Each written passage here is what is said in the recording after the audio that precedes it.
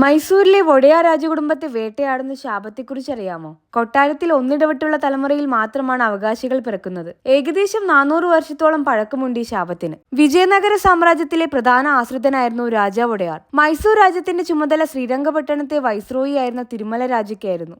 രോഗബാധിതനായ തിരുമല രാജനെ അധികാരഭ്രഷ്ടനാക്കിയ ശേഷം വിജയനഗര സാമ്രാജ്യത്തിന്റെ കീഴിലുള്ള മൈസൂർ രാജാ വൊഡയാർ ഏറ്റെടുത്തതോടെയാണ് ഇതെല്ലാം ആരംഭിച്ചത്. തിരുമല രാജന്റെ ഭാര്യയായ അലമേലമ്മയുടെ കയ്യിലുള്ള വിലപിടിപ്പുള്ള ആഭരണങ്ങൾ കൂടി കൈക്കലാക്കാൻ വൊഡയാർ രാജാവ് തീരുമാനിക്കുകയും സൈന്യത്തെ അയക്കുകയും ചെയ്തു.